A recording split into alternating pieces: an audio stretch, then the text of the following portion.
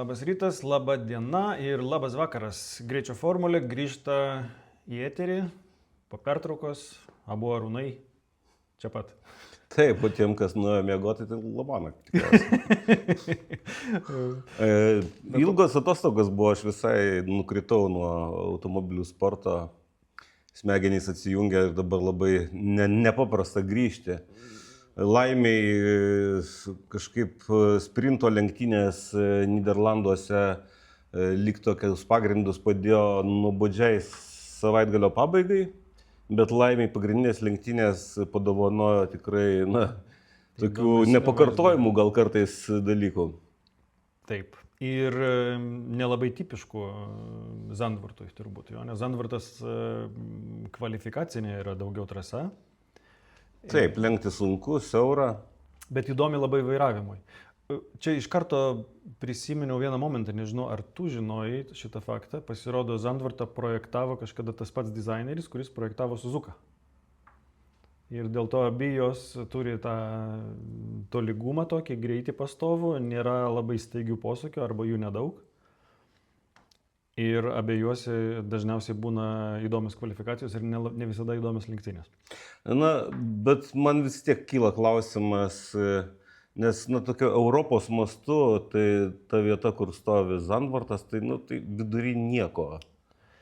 Čia in the middle of nowhere, pelkėse kažkur. Čia yra viena iš priežasčių, kodėl tai buvo paskutinis etapas. Gal už tai, kad statyti trasą tokioje vietoje kalba žemės kaina toje vietoje. Ir leidimai įvairūs. Čia buvo turbūt antra iš priežasčių, ne antra priežastys, bet ir pirma ir antra kartu, nes jie norėjo plėstis kaip Formulės 1 valdžia ir savininkus, promoterius spaudė daryti daugiau entertainmento įvairaus, o tam reikia vietos. Jo. Ar koncertą kažkokius rengti, ar dar kažkokį tai amusement parką įkurti. Ir jie nusprendė, kad kadangi jie negali toj vietoj to padaryti, čia kaip kokioje, nežinau, kaip Nidoj kokioje viskas apsaugota, kopos ir panašiai, nutarė užbaigti ir nepratęsinėti to kontrakto. Aš aišku nespecialistas ten inžinerinių tinklų ir panašiai, bet įtariu, kad tokioj pelkėtoj vietoj, su tuo išgertais gaivinamaisiais gėrimais, kurie trykšta paskui susrovę žemyn, ką su jais daryti, kaip išsprendžiami tokie nuotekų klausimai ir panašiai. Šiais laikais gal tai nėra problema, tokia, kuri nėra išsprendžiama. Jo, bet problema pagrindinė buvo ta, kad nematė promauteriai galimybės, grubiai tariant, atmušti pinigus. Todėl paskutinės lenktynės Zandvarte vyko šiemet, jų daugiau nebus, bet įvyko labai sėkmingai. Prieš pradedant mūsų naują epizodą, kaip visada, paspauskit like, pašerinkit video, užsiprenumeruokit. Užprenumeruokit, nežinau, turit brolį sesę, užprenumeruokit, turit mamą, tėtį, senelį, nuvažiuokit, visur paspauskit prenumeratą, nes mums tai pagelbės platinti mūsų epizodus. Ir būtinai tie, kas galite, kas norit, prisidėkit prie Contribui palaikymo. O šiandien ką mes turim? Šiandien mes turėjom turėti svečią, bet svečias atidėjo savo pasirodymą.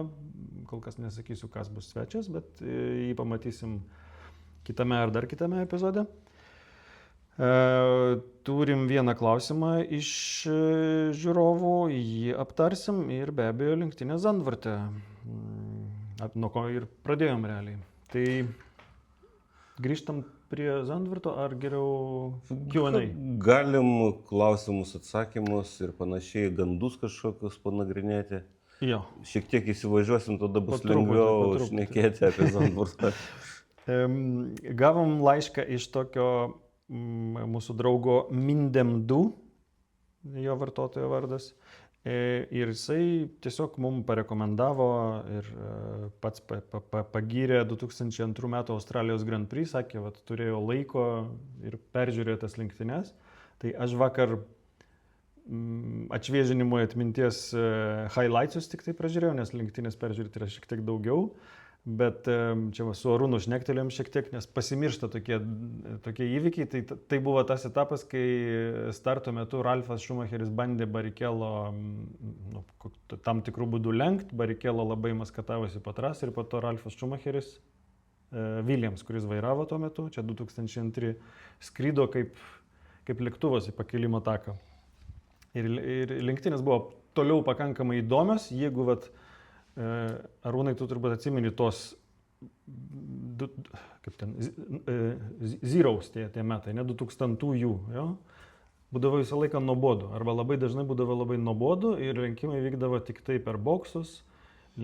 Tada būdavo, ko gero, kuro papildymas. Kuro papildymas, jo, bet būdavo 2000-ieji, 2001-ieji kažkiek buvo įdomesni, antrieji irgi, beveik visas sezonas būdavo toksai liūdnas. Tai tos lenktynės buvo labai neįprastos savo veiksmų gausa, sakykim taip. Laimėjo Schumacheris, antras Montoya, kuris dabar komentatorium uždarbiauja. Labai fainai šiaip tai Montoyas pasiklausyti įžvalgų, kaip jisai tracksaidė stovi kartais. Ir trečias buvo Raikkonenas, kurio buvo čia turbūt debiutinis podiumas. 2002. Jo, jisai perėjo kaip tik iš Zauberio. Tai va, ir dar ką mūsų tas draugas Mindėm sakė, kad labai jis atsimena tavo komentavimą, tai va, linkėjimai Mindei. O toliau klausimas iš Manto, Mantas 1643, čia toksai va, irgi iš šiek tiek retrospektyvinis istorinis klausimas. Kalbant apie nepavykusius vairuotojus, tai vienas vardas labai stringa, Pascal Wehrlein. Pelnyti taškus su Manor ar Marušia pavyko tik 2 talentam. Ar sutiktumėt, kad tai yra didžiausias modernių laikų what if? Labai teorinis klausimas, nes su Manor Marušia taškus laimėti, ko gero, nesmarkiai padeda lenktynininko talentas, kiek daugiau aplinkybių visokių sutapimas, kai eliminuojama daug varžovų, kai kažkas tokio, kai pataikoma su kažkuo. Tai aš dėl Wehrleino man šitas klausimas toksai pasirodė šiek tiek keistas. Na taip, Wehrleinas tapo Formulės E čempionu lygtai. Taip, 2 kartus jau. Bet kai jisai buvo Formulėje 1, aš dažnai sekiau lenktynininkų karjeras gerokai anksčiau negu į Formulę 1 jie pakliūdavo. Dar tais laikais, kai labai informacijos šaltiniai buvo riboti, man buvo galimybė gauti, ko gero, tokį vieną detaliausių leidinių automobilių sporto tema. Britų žurnalas Autosport toksai buvo. Ir aš labai alkanas buvau, dėl to domėjausi viskuo iš pradžių. Dėl to sekiau karjeras lenktynininkų anksčiau negu Formulė netgi 3 kartais. Ir Wehrleinas toksai žmogus, apie kurį niekada neieškojau informacijos. Ko gero, tai gal nėra toksai, kaip sakyt, pasvertas ir protingas atsakymas į šį klausimą, bet man atrodo, kad ko gero daugelis žmonių, su kuriais Wehrleinas turėjo reikalą, matyti irgi jo labai nesidomėjo.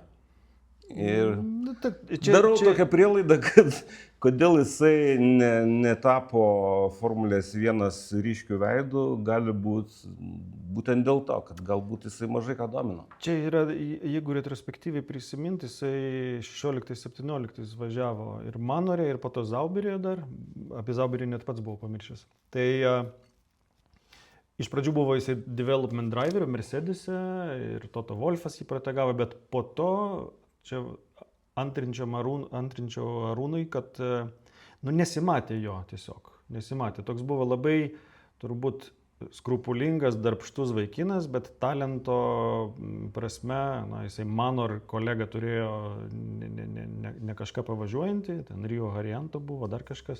Bet kuriuo atveju pilotai, kuriems pavyksta prisikasti iki bet kokios Formulės 1 komandos, jeigu jie neturi ten neribotų lėšų iš savo rėmėjų ar panašiai. Arba tėvo. Tai taip, ar iš giminių, ar dar kažko. Tai, bet kuriuo atveju turi turėti labai aukštus parametrus. Tai yra kokybinius tuos sugebėjimus. Labai aukštus. Tu negali atrodyti tam pačiam lygyje? Bet ko gero, tą kritinį skirtumą tarp tų važiuojančių statistinių dalyvių Formulės 1 ir to, kai tu susidarai galimybės tapti čempionu ar panašiai, ar žmogum, apie kurį net netapus čempionu, kaip apie Žil Vilnevą kalbama jau praėjus keletui kartų po jo žūties, ar ne, tai tu turi pačioje Formulėje 1 kažkokius daryti žingsnius, kurie kokybinius skirtumus padaro. Ir čia jau vien tokio talento ir darbo pasiaukojančio neužtenka.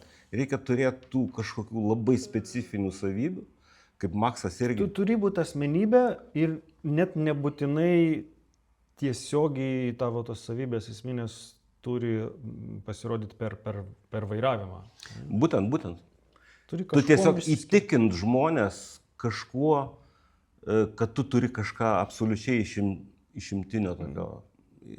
Arba užtikrintumą. Pavyzdžiui, nežinau, ar pastebėjot, ar tu pastebėjai, pažiūrėkit, kaip kalba Kolapinto, kai jo žurnalistai, bet kas jo klausinėja, jisai tokių ramių, užtikrintų balsų, tembrų, akise, visą laiką užtikrintas savimi vaikinas. Nepaisant to, kad rezultatų kol kas kažkokių stebuklingų nerodo, bet labai ramus, pamatuotas. Tai bent jau tuo.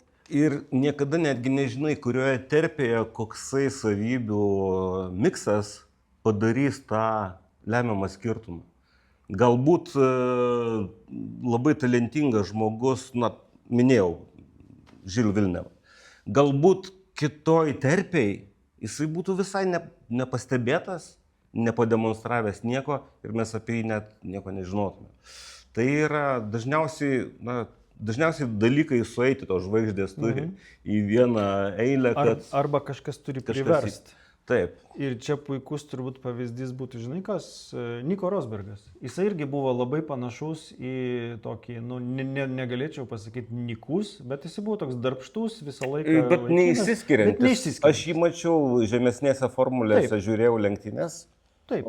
Ir Williams. Taip, pavardė žinoma, dėl to į tokį žmogų atkreipti dėmesį yra lengviau. Bet jeigu pakeistum pavardį į Verlaine, būtų tas pats, teisingai? Taip. Tol, kol jisai tol, kol Hamiltonas neprivertė jo pasikeisti ir susijimti.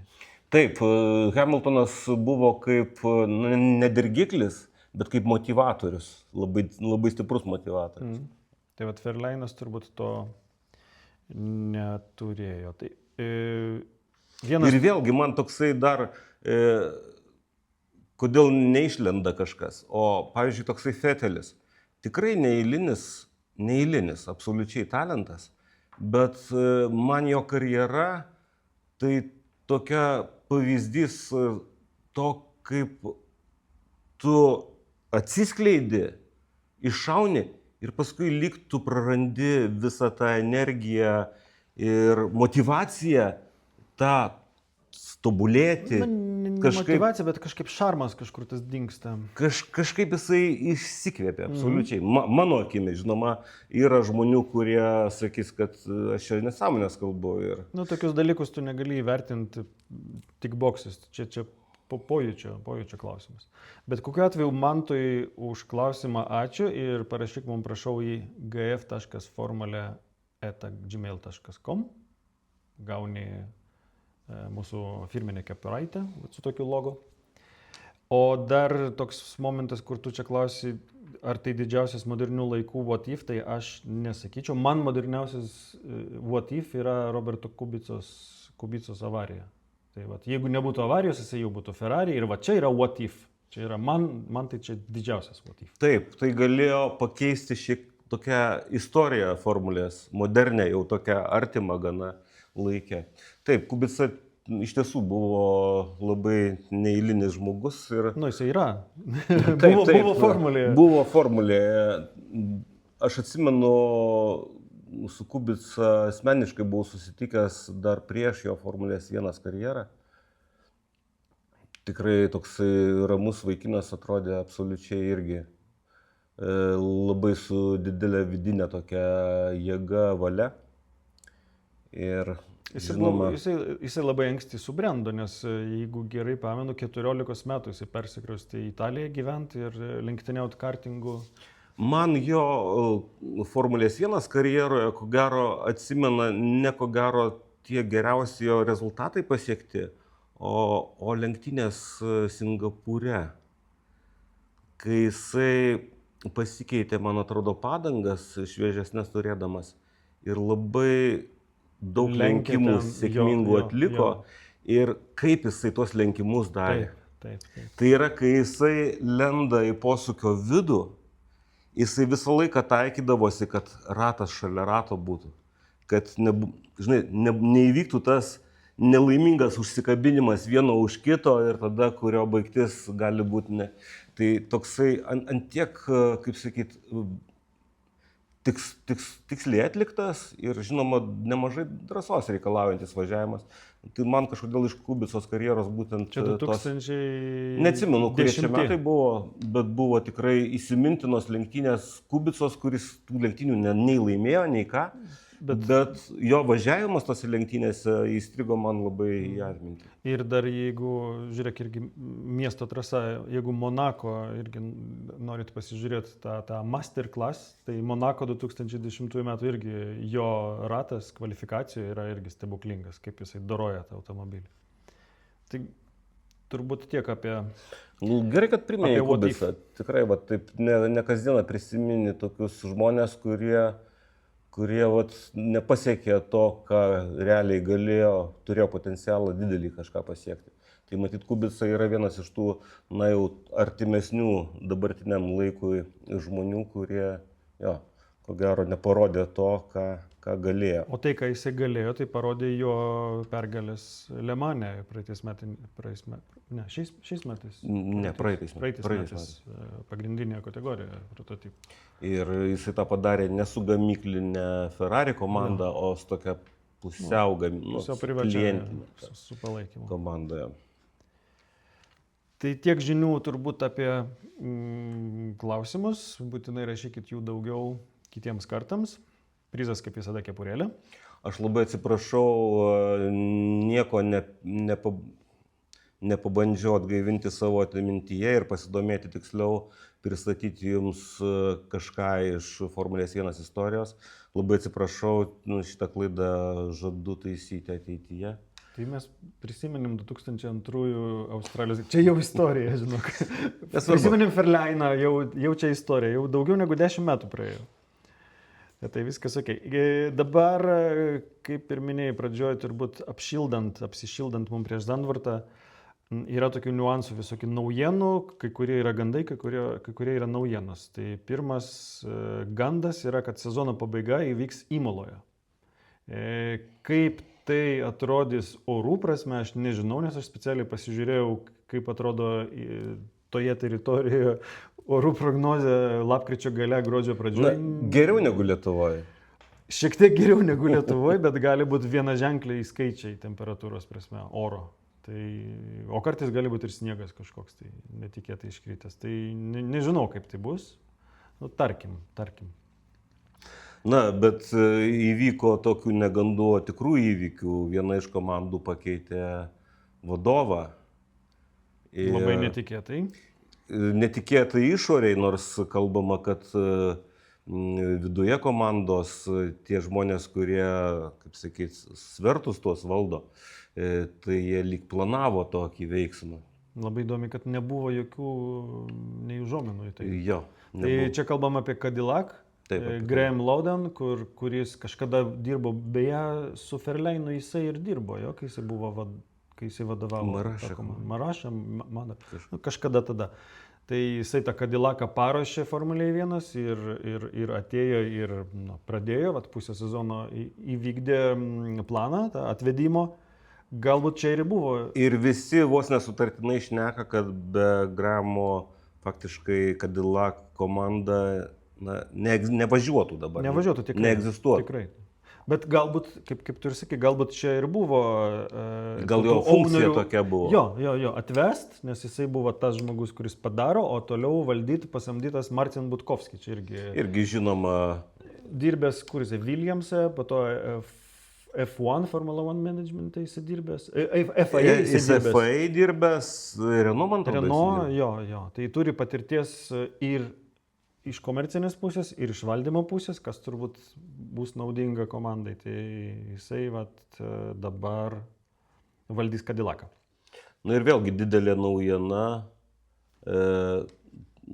Maxo Verstappeno naujas kontraktas su Red Bull komanda. Čia visiškai iki 30 metų. Visiškai netikėta, nes dar buvo prieš atostogas jie buvo pastebėti, kadangi Monake kartu gyvena Suzy Wolf, Toto Wolf ir Maxas su Kelly, su šitų waterbike'u kažkur prie krantų ilsisi. Ir iš karto atsirado Mercedes, gandai, vietoj Russell'o, dar kažkas. Bet žinai, mano kolega komentatorius, ko gero labai teisingą požiūrį tai turi. Koks skirtumas, kokiam laikui Maxas pasirašė sutartį su Red Bull komanda? Svarbu, kokioje pozicijoje jisai buvo dėrybose su Red Bull komanda ir kokias sąlygas sutarties jisai sugebėjo. O kad jisai jėgos pozicijai buvo, tai man atrodo aišku, bet kam. Ne, čia jeigu sudarinėt sutartį su Red Bull, čia buvo turbūt ideali. Tai yra, kad Maxas turėjo galimybę ir esu visiškai tikras, kad tomis galimybėmis pasinaudojo, sudėti visas savo reikalingas sąlygas, tame tarpe, kad ta sutartis nutrūktų bet kada, kai tik tais Maxui pasirodytų, kad ją reikia nutraukti ir taip toliau ir panašiai. Na ir finansinė pusė girdėjau, ten apie 500 milijardų kalbama 4 metam.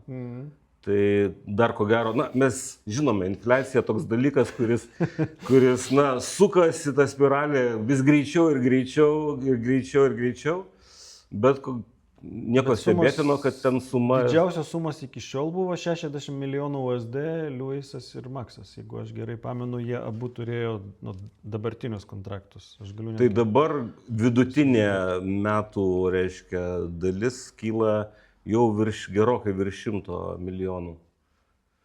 Įspūdinga suma. Šiam 5 buvo, atsiprašau, Verstappeno šiam 5 panašu, kad buvo. Aš absoliučiai tikiu, kad Maxas turės galimybės važiuoti ar ten Nürburgringo. Taip, jau užsiminėjus apie ir taip toliau ir panašiai, jis galės daryti praktiškai viską, ką norės. Ir Red Bullis nieko negalės padaryti jam, nei pasakyti. Įdomus jo sprendimas, čia toksai daugiau fokusas į enjoying life, kas yra labai... Ir žinai, tai vėlgi tu turi visas galimybės.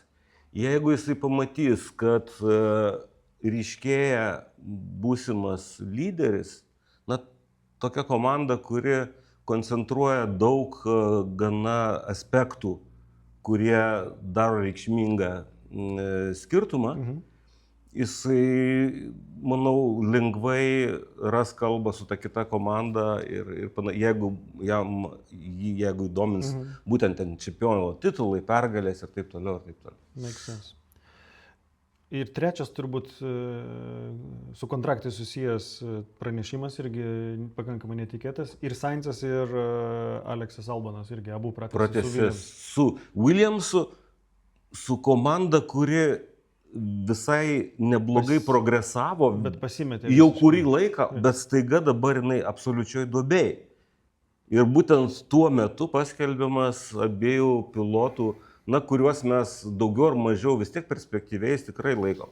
Nes jie nėra tokie visai pilkamasė, nei Sainzas, nei Albonas. Ir šitoj vietoj, būtent šitame pratęsime arba pratęsimuose, tą power poziciją turbūt turėjo kaip tik komanda. Nes realiai, kalbant apie netgi Sainzą, jisai neturėtų kur išeiti, paprasčiausiai. Albonas nėra taip vertinamas kažkodėl aukštai, Sainzas vertinamas aukščiau dalinai dėl to, kad jisai važiavo Ferrari, turi pergalių, bet jisai neturėtų kur išeiti.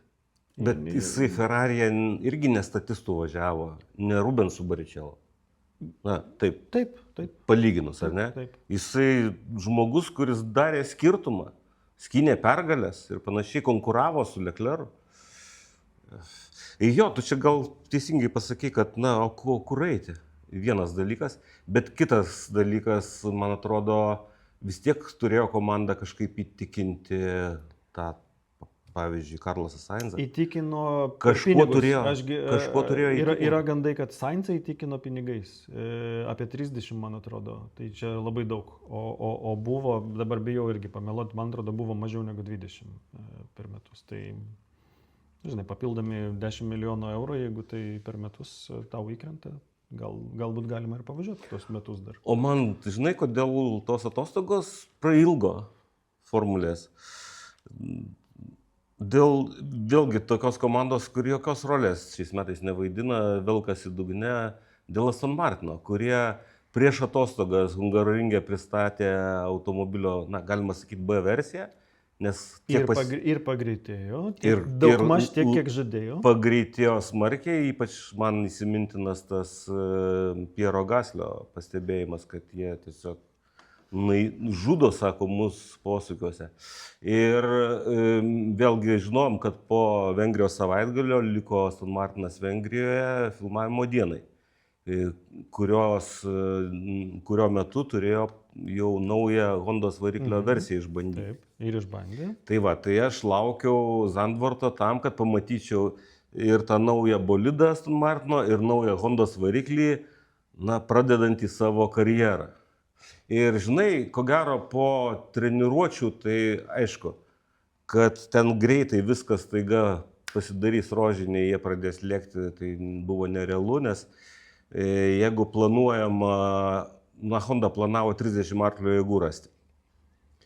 Ir, na, aš jau mačiau ten gandų, kad nieko, jie ten rado 20 gal arklių. Na, žmonės, kurie vis tiek nežino taip pat kaip ir aš, bet jie mėtosi skaičiais tokiais, žinai. Labai man apibrėžimas šitas patiko, nežino taip pat kaip yra. Aš suprantu taip, pats Hondos vadas šnekėjo, kad pakeitus tą degimo procesą variklyje, jie gavo gana ženklius skirtumus, bet kad jiems nuo pradžių, galima sakyti, vėl nuo nulio reikės pradėti tą drivability vadinamą. Aš lietuvišką, ko gero atitikmenį valdomumą variklio.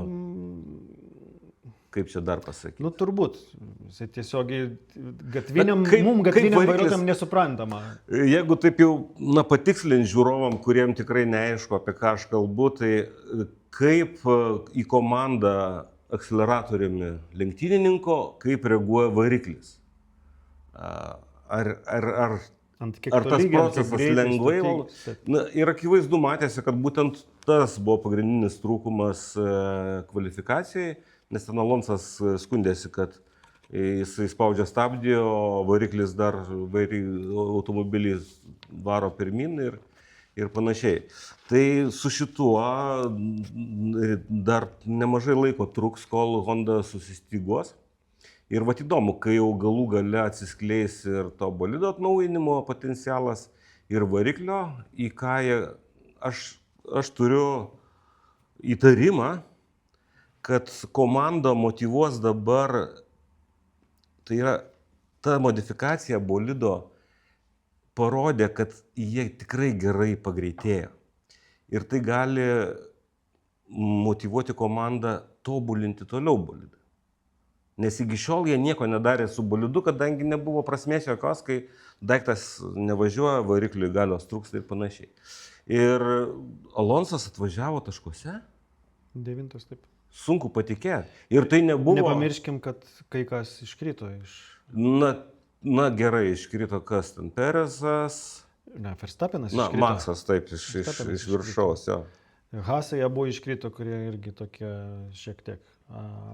Bet, žinai, čia gal aš pridėčiau, kad Honda po visų šitų pirmų testų ir dar prieš lenktynes paskelbė, kad jie tikisi būti to leading power supplier 27 gale 28, taip. Tai yra, kai jie mano, kad jų variklis bus konkurencingas pačioje aukščiausioje kategorijoje. Su pačiu, imkim metus bent jau, nuo dabar. Taip. Tai vat, po kitų metų vasaros pertraukos tikėkime, kad kažkur kažkas ten Astonas bus. Tai va, ko aš laukiau. Bet lenktynės mane, sakau, palenkė į tą pusę, kad galbūt jie bandys dabar kabintis už to. Ir tobulint toliau taip? Žinoma, čia buvo labai dėkinga trasa jų tai bolido modifikacijai, nes Monzoje vaizdas gali pasirodyti esantis visai kitoks. Prieš turbūt paskutinę prieš pereinant prie Zandvarto yra tokia labai įdomi naujiena, kuri mane tai įsiutino ir turbūt ne tik viena mane, kad FIA leido rusų ir baltarusų sportininkam dalyvauti su jų vėliavom ir kas yra kai kuriuose sportuose, kai kuriuose sportos šakuose tas yra leidžiama, bet vėliavos reiškia ir tie himnai, ir tos dvigalvės vištos, ir dar jie neprivalės pasirašinėti agresiją prieš Ukrainą smerkiančias deklaracijas. Čia neapsiėjo be pinigų, čia panašiai kaip su FIFA kažkada irgi bandė, tai nuomonė kiekvienas gali turėti savo, aišku, aš tai tiesiog įsiutęs buvau, dėja. Tiesą sakant, man nelabai malonu tą dabartinį FIA prezidentą matyti, nes jisai faktiškai dalyvavo, išskyrus Zandvarto lenktynės, jisai visose etapuose šmėkščiodavo prie apdovanojimų pakylos, ten filmuodavosi. Man nelabai malonu jį žiūrėti, bet po paskelbimo šitų žinių apie agresorių, aiškiai, leidimą į lenktynės, aš sakyčiau, kad aš net nežiūrėčiau į ekraną tuo metu komentuodamas, kai jame šmėžuotų tas vaikinas. Nes jisai tame sprendime, manau, rolę taip pat turėjo vaidinti. Vienintelis, kadangi FIA virsta po truputį mini Rusija, mini Iranų tokiu, tai mini Baltarusija, tai viskas eina link to. Skaudu, kad mano mylima sporto šaka atsiduria tokių žmonių rankose. Na, čia pasakykime ne tai, kad sporto šaka, nes FIA, nepamirškime, FIA yra viskas. FIA yra tarptautinė automobilių federacija. Nuo kartingo, ar kartingas neįeina, ne, kartingo yra kartingo federacija, bet jie yra po FIA. Tai viskas, visi kabuliniai automobiliai, visos šalių automobilių federacijos yra po jais. Deja. O dabar Zandvartas. Zandvartas apie tai, kad tai paskutinis GP jau pašnekėjom, apie trasą ir dizainerį, ta naujiena, kuri nežinojau, kad tai yra tas pats dizaineris, kuris Suzukas kūrė, projektavo. Beje, galima sakyti, trasos dizaineris ar trasos architektas, ar... Greičiau architektas. Architektas turbūt jau. Tai trasos architektas. Ir pokytis, kuris įvyko prieš lenktynės Zandvarte, labai įdomus. Lawsonas pakeitė Hadžarą Red Bullyje, o Tsunoda pakeitė Lawsoną. Čia labai geras buvo. Hadžaras pasiboksavo panašu, kad. Čia, jeigu nežinot, tą madą į fizinį pasirengimą įvedė, jeigu aš gerai pamenu, Danielis Ricardo. Boksavimasis ant tų taip vadinamų tautoje lapkių arba ant heavy bago, ne kriaušė dėja taip vadinasi. Heavy bag tai yra tas bokso maišas. Ir labai daug vaikinų Formulės 1 boksuojasi. Man atrodo, Gasly boksuojasi irgi su treneriu ir vieni ir panašiai. Tai Hadžaras tą daro labai seniai. Ir trauma, kurią jisai patyrė, riešo, nežinau, oficialiai, neatsimenu, ar buvo parašyta, ar lūžis riešo, ar kažkas su riešu. Galiu to papasakoti, kadangi aš tą darau kas savaitę sekmadieniais ryte, tai ir turėjau panašių traumų. Tai grubiai tariant, jeigu jūs smūgiuojat kažką kieto ir jūsų ranka nėra tiesi. Nėra tiesi čia, jeigu taip smūgiuoji arba taip, čia staiga gali išsisukti. Arba dažniausiai į šitą pusę ir tada čia paskauda tada porą savaičių. Tai tam reikia bintuotis tvarkingai ir užsidėti pirštinės. Jeigu žmonės nesibintuoja, o su pirštinėmis smūgiuoja, dažniausiai baigėsi va tokiam traumom. Tokia apmaudi klaidelė arba užsibintavo nepakankamai tvirtai. Turėtų...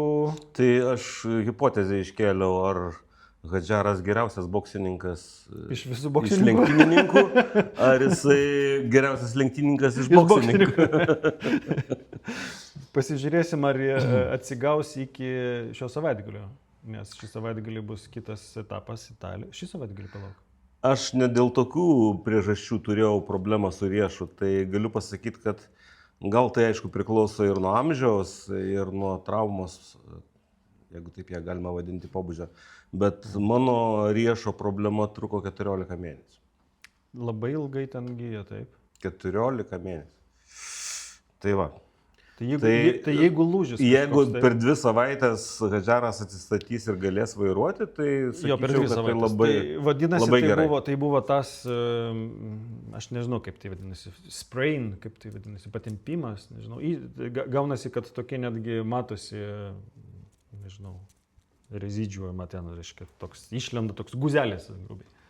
Okay. Tai per 2 savaitės turėtų apsitvarkyti, jo. Tai va, bet tai kas jam atsitiko ir kad jis negalėjo važiuoti Zandvorte, pademonstravo man va taip visame gražume, ką Red Bullis galvoja apie savo atsarginį lenktynininką Yuki Tsunoda. Į tą Hadžaro kokpitą atlaisvintą vienam savaitgalį, na kaip mes spėjom, buvo pakviestas ne Tsunoda, ne atsarginis Red Bull komandos lenktynininkas, o Liamas Lawsonas. Turbūt aš manau, kad čia susijęs su Laurenu Meky, reiškia, su to naujų vadovu, ir jisai jautė kažkokią tai, galbūt nuo praeitų metų prieš Lawsoną tą tokią kaltę, kad kiek jisai pravažiavo lenktynių keletą vos. Na, bet tiesą sakant, Lawsono, paskutinių keletas lenktynių gana stiprios buvo. Nes pačioje sezono pradžioje man pasirodė, kad naujokas Lindbladas jį taip gana reguliariai maudo. Bet paskutiniu metu Lawsono kokybė tikrai išaugo. Na, jisai kažką rado savyje, ar dirbdamas su inžinieriais, nežinau. Nežinau, kas davė rezultatus, bet jisai vizualiai tikrai pagerėjo. Jo važiavimas pagerėjo, tai gal čia dalinai ir skriaudos tam tikros šiek tiek atitaisymas, bet ir pasitikėjimą žmogumi parodė. Žinai dar ką, aš čia irgi draugam kaip tik pastebėjau žiūrėdamas lenktynes, kai Maksas iškrito po tos avarijos ir jau lenktynės buvo įpusėjusios, pasirodė tikras Red Bull pajėgumas. Tai jeigu mes paimtumėm 2 Lawsonus arba paimtumėm, nežinau, Red Bull sudėtis Lawsonas ir Tsunoda, tarkim. Čia yra ta vieta, kur būtų Red Bullis. Tai yra paskutinis iš top 4 komandų ir pakankamai toli paskutinis. Čia yra tikras Red Bull pajėgumas. Lenktynės baigėsi, žiūrėk, visi top 5 buvo 20 sekundžių. Lawsonas buvo po Piastrio 32, Lawsonas buvo po Piastrio beveik ratu atsilikęs. Beveik ratu. Tai čia yra Red Bull. Na, bet tikras... kita vertus, žinai, Lawsonas vis tik, žinai, jisai nėra aktualus žinovas dabartinio bolido, jo savybių. Tai yra, kad jisai negalėjo 100% važiuoti, tai irgi faktas yra. Bet, Tsunoda neliko be darbo savaitgalį, jisai užėmė Lawsono padarytą vietą Racing Bulls komandoje. Tai buvo panaudotas Japonas vis tik. Nors kažkaip, kai pamatai Tsunoda ten boksuose, kada čia vaikus leidžia? Jisai labai žemų ūgio, jo, beje. Bet linksmolis toksai. Gerai, tai apie Verstappeną jau užsiminiau. Verstappeno klaida buvo žiauriai netipinė, turbūt viena iš, turbūt kiek jis klaidų per paskutinius kokius 5 metus padaręs yra, kokias 3-5 maksimum tokias didelės ir tai nepriskaičiuočiau. Galbūt tokio labiau susierzinimo klaida, gal ar nusiteikimo psichologinio, tokio ne visai tinkamo. Arba nepamatuoto to užėjimo toj vietoj, kur dar buvo labai šlapiam. Nes ten susidėjo dalykai, bet Makso, kaip sakyt, formato kvalifikacijos pilotas tuos dalykus turėjo įvertinti. Na, Todėl taip, kad, ir yra tokia kad buvo klaida. slidesnė vieta, ten net vizualiai, kai filmuota iš malūnsparnio, tai būtent tie paskutiniai 13-14 posūkiai, jie vizualiai matėsi, kad ten vandens daugiausia likę, nepadžiūvusio. Bet gali būti, žinai, kad pasirinktas variklio režimas ne tas, ar per daug norėjo jisai, šiek tiek per daug. Nes kiti kažkaip susidorojo netgi su situacija, o Hülkenbergo reakcija kaip jisai ir būtent tose blogiausioje trasos vietoje, kur sukibimas, jisai sugebėjo reaguoti į labai greitai besikeičiančią situaciją. Lyg tai bandė į vieną pusę, bet greitai perskaitė, kad reikia į kitą ir jis tai sugebėjo tą realizuoti pats nepaslysdamas. Jo, Hulko reakcija buvo fantastiška. Bet kokiu atveju Verstappeno šitą avariją sukėlė kažkiek sumaišties ir restartą ir po to įvyko daug kovų. Bet esmė turbūt, kur... Man tai, žinok, šiek tiek gaila, ne Makso gaila, bet, žinoma, visų pirma, man buvo įdomu, ar jisai gali būti faktoriumi lenktynėse kažkokiu. Nekovoja dėl pirmos vietos. Bet dėl kažkokiu faktoriumi. Vienas dalykas. Ir antras dalykas, kad jisai atidėjo realiai lenktynės į dar vėlesnį laiką ir leido trasai dar padžiūti dar labiau. Ir jau atnaujinus lenktynės, jau, man atrodo, niekas neturėjo problemų su drėgnomis vietomis ir panašiai. Nes aš vis tik tai laukiu, kada mes pamatysime dabartinio techninio reglamento automobilius. Per lietų normalų. Pavažiuojančius tokiam sąlygom. Galbūt dar bus progų vėliau. O toliau įdomu buvo, turbūt esminė kova vyko tarp Antonelio ir Norriso. Ir tai vienas lyderiavo, jau atrodė, kad laimės, po to pasikeitus padangoms Norrisas pasivijo ir aplinkė. Nes ant tuščių bakų kažkaip Mercedesas nelabai važiavo. Aš tokių porą savo paukščiukų užsidėjau. Pirmas paukščiukas tame, kad dėl avarijos Makso turėjom 2 startus, ar ne? Ir kiekvieno starto metu Antonelis pasidarė po vieną vietą. Savo jėgomis ir savo iniciatyvą.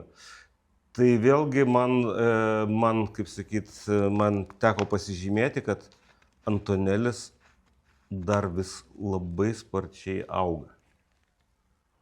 Ir jis darosi jau dabar tokio dydžio, kad jisai pats daro sprendimus kažkokius, kurie daro vieną ar kitą įtaką rezultatą. Tai kad jisai taip greitai progresuos, dar vis tik jisai labai jaunas, jis tikrai vaiką primena smarkiai. Bet progresuoja jisai ir kiek jisai dar nuvažiuos? Ar jisai nuvažiuos iki Makso lygio ir per kokį laiką, o gal aukščiau, sunku pasakyti. Visą laiką yra susiejimas to talento augimo ir komandos, kurioje tu esi. Tai čia tokia pirma išvada, o antra išvada, ką jau tu minėjai, kad jau ne pirmos lenktynės, man atrodo. Kai Mercedesas turi savo maždaug lygų varžovą, tai gana piešinėje lenktynių matosi tokia savybė Mercedeso, kad jie pilnais bakais, tai yra lenktynių pradžioje, jie labai konkurencingi. Bet artėjant prie tuščio bako, tai yra artėjant lenktynių galui, žinoma, čia gali būti susijęs su padangų būklė taip pat. Bet man kažkodėl atrodo, kad pagrindinis faktorius yra tame, kad Mercedesas, kai automobilis artimas tuščio bolido svoriui, kad jie savo konkurencingumo dalį atiduoda. Ir panašu, kad McLarenui laimėjo Norrisas kvalifikaciją kažkaip tai. Nors ten atrodė, kad ten gali ir Ferraris kapotis dėl pole pozicijos. Ferrari buvo taip jo. Ir Mercedesas, ir Norrisas. Bet Norrisas kažkaip iščiupo, nors Norrisas, aš jo nepriskiriu tokiem vaikinam kaip Maksas, kuris, kai jaučia, kad jei ten 10-osios trūksta, tai aš tada jos paieškosiu, rasiu ir paimsiu pole poziciją, jeigu taip mažai trūksta. Tai aš Norriso nelaikau tokiu vaikinu, bet jisai laimėjo pole poziciją. Ir po kvalifikacijos sakė, kad čia jo geriausias ever ratas. Gal taip ir yra. Gal taip ir yra. O tą, ką minėjai, jaunas ir jau sugeba priimti pats daug sprendimų apie Antonelį, čia turbūt ta antra kovos dalis, kuri buvo tokiam šiek tiek antram ešelone, kur Hamiltonas kovojo su komanda eilinį kartą. Ir niekaip negalėjo. Na, žinai, aš tą kovoju su komanda labiau manipuliavimu pavadinčiau, bet čia, žinai, čia... Bet buvo momentas, kur jisai iš tikrųjų, reikėjo, kad būtų praleistas. Kodėl? Taip, jeigu jisai būtų iš karto praleistas, bet žinai, čia kaip su tuo drugelio teorija. Kodėl? Ne, žiūrėk, Leclerc'as visi žino, kad važiuoja į boksus už 2 ratų. Tiesiog atsitrauk ir važiuok toliau. O tu esi lėtesnis. Nesupratau iš vis šito. Komandos požiūriu tai būtų logiška, kad Leclerc'as būtų labai greitai sprendęs tą klausimą, taip sakant, užleisdamas vietą Hamiltonui. Bet žinai, Hamiltonas priekaištaudamas komandai negalėjo žinot, kad jisai gaus pigų sustojimą, taip toliau, kad tai padarys skirtumą lenktynių rezultate. Tai aš tik dėl to sakau, kad žinai, nes po lenktynių šnekėt, kad jisai jau tada maždaug, nes realiai jisai galėjo kovoti gal dėl pergalės. Galbūt. Idealiai sukritus, aplinkybėm, nes jos jam sukrito, kai kurio požiūrį neblogai sukrito. Bet pritruko tų kelių sekundžių iki podiumo. Bet tų kelių sekundžių, kai jo nepraleido Leclerc'as, kokių ten, nežinau, 3 ar dar kažkiek, jų ir pritruko, ar būtų podiumas. Bet kita vertus, lenktynininkui rinkti žodžius, kai jisai lenktynių įkarštyje yra ir mato situaciją, kad jisai gaišta laiko, tai gal nėra labai čia ko kabintis prie to Hamiltono. Visi tą patį daro pilotai. Aš ne iš neigiamas perspektyvas, aš daugiau čia į tą konceptą, kad jisai tokio rango pilotas vis dar nesugeba, negaliu sakyti, įsakyti komandai, bet nuspręsti greitai. Vis netgi pakeitus lenktynių inžinierių, vis ten yra kažkas, kas priima sprendimą, klausyk, uždelsus. Kad jam bus nelengva, sunku nesakysiu, nenaudosiu tokio, bet kad jam bus nelengva pritapti ir prisišlifuoti, nes procesas nėra iš vienos pusės. Tai yra, vėlgi, Hamiltonas jau ne to formato žmogus ir ne toje karjeros stadijoje, kai jisai ateina ir prisiderina visiškai prie to, ką randa. Dalinai prisiderintų ir kita pusė. Tai kad tas procesas užtruks, aš aš tokią prielaidą dariau tada, kai išgirdau, kad Hamiltonas ateina į Ferrari komandą. Bet tai ir vyko praeitais metais, ar netiesa, nes šie metai, šis pusmetis iki atostogų matėsi ir proveržys. Vėlgi, kaip sakyt, tik aklas gali nematyti, kad Hamiltonas didelį progresą padarė, formoje savo. Tai yra jo santykiuose su komanda. Jo rezultatai gerokai pagerėjo. Bet kad jisai dar ne viską yra išsprendęs, ar ten kiti žmonės ne viską su juo yra išsprendę, tai irgi akivaizdu vis dar. O tai reiškia, kad ko gero dar ten yra potencialo kažkokio, kurio jie dar nerealizuoja. Bet vėlgi, šitie 2 savaitgaliai, Vengrija ir Zandvortas, man atrodo, kad Ferraris, jei negreičiausia, tai Vengrijoje labiau matėsi. Galimai per plauką greičiausia automobilį turėjo. Bet jie nerealizavo dėl vienų ar kitų ar trečių priežasčių to automobilio potencialo. O kažkaip McLarenas realizavo. Pasinaudojo tais mažais įtrūkimais Mercedeso šarvuose ir Norrisas pasiėmė 2 pergalės. Sakyčiau, lygioj vietoje.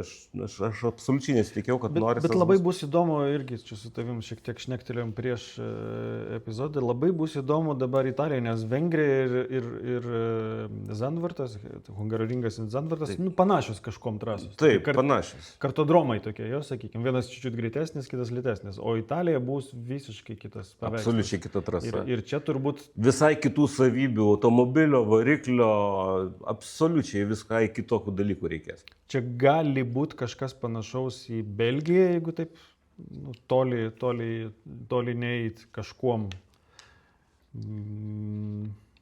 kur Mercedes'e vėlgi buvo labai labai greiti. Ir Verstappenas. Ir vėlgi, Red Bullis, man atrodo, aukšto greičio trasose neblogai atrodo. Kanada. Ir Monza tai yra kritiškai žemos prispaudžiamosios galios trasa. Tai ko gero McLarenui čia bus tikrai liūdna. O štai, ką tu pasakėjai, Ferraris ko gero dėl savo mažos turbinos gali kentėti Monzoje. Tai tavo spėjimas, kad Mercedesas ir Red Bullis gali vėlgi įgyti tam tikrų persvarų Monzoje yra labai... Čia tokie, žinai. Logiška. We never know. Kas dar? Kas čia dar esu pažymėjęs? Kalbant apie Ferrari, čia aš pasigyriau vieną video trumpą įrašęs iš Formulės 1 Mekos Ferrari, iš muziejaus Maranelė. Tai buvau trumpų atostogų su sūnum ir su dukra ir apvažiavom Motor Valley. Buvom Ferrari muziejuje, Enzo Ferrari muziejuje, kuris yra Modenoje, man atrodo, tas pastatas pats.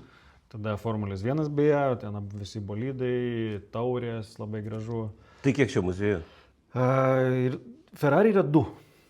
Dar į trasą nuvažiavom pasižiūrėti trasą, kur galima sustoti ten, kaip negalima sustoti ten, bet... Kokia Fiorano? Fiorano trasa, iš ten tiltelis toksai yra, nuo magistralės galima... Pasižiūrėti. Jo, pasižiūrėti. Gaila, nieks nevažiavo, jokių testų nevyko. Lamborghini muziejus, Pagani muziejus, tada Maserati privati kolekcija, dar Ducati nuvažiavom pasižiūrėti motociklą. Žodžiu, jeigu turit kažkada progos tai mano klausimas pirmas. Motor Valley. Ar ten yra prasmė nuvažiuoti? Įdomu, tikrai įdomu. Mano dukrai patiko labai Lamborghini automobiliai, pavyzdžiui. Tiesiog pačiupinėt, pamatyt tą, žinai, vienas off-topikas, toksai Pagani muziejuje ir dukra, paaugliai įklausinėjo, jie mašinas iš principo neįdomu, bet įklausinėjo, kodėl čia itališkas. Sakau, žiūrėk, kad italai tai yra dizainas visų pirma turi būti gražu. Ir netgi ten stovėjo 4, man atrodo, Pagani automobiliai, taip sustatyti kampučiu. Kiekvienas jų stovėjo ant identiško tokio piedestalo, tas piedestalas buvo apsiūtas tokia, nežinau, metalinė, nežinau kaip tai vadinasi, apdaila, sakykime. Ir siūlės, kur susijungia tie išlenkimai ir tiesiosios vieno piedestalo pabaigos ir kito piedestalo pradžios, siūlės netgi atitaikytos.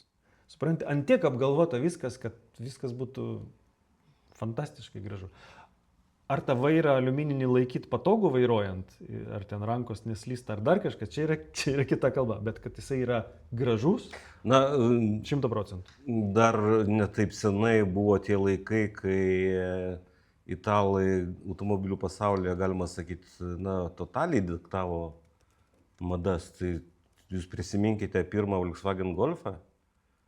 Jį Giugiaro projektavo. Ir daug, kaip sakyti, daug tokių ašinių automobilių serijinės pramonės, jie suprojektuoti dažniausiai italų dizainerių. Pininfarina, Bertone, Giugiaro, Luigi Colani. Yra daug italų, kurie formavo faktiškai automobilių parodas, tos prototipus. Netgi nemažai ir vokiškų gamintojų, ir įvairių gamintojų pasikviesdavo kažkokiam vienam modeliui.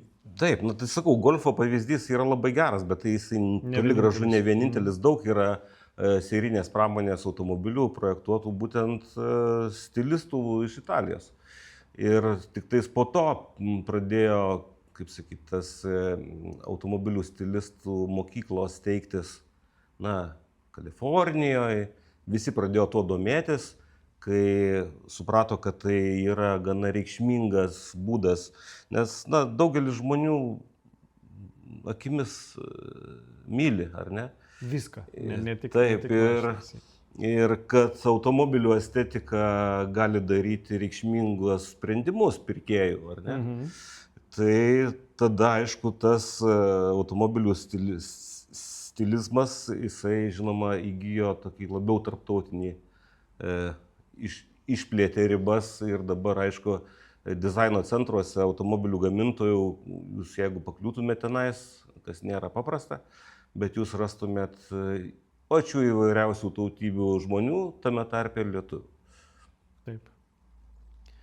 Tai toks ekskursas iš atostogų ir turbūt šiam kartui... Taip, nebūtinai ilgai jūs kankinti. Taip. Bet pakankamai ilgai jau turbūt beveik valanda. Aišku. Tai kaip visada rašykit klausimus, gausit už geriausią klausimą, kurį mes įgarsinsim ir aptarsim kepurėlę. Kontribimum padėkit tam, kad tų kepurėlių būtų daugiau, arba galbūt kažkokiu kitų dar prizų.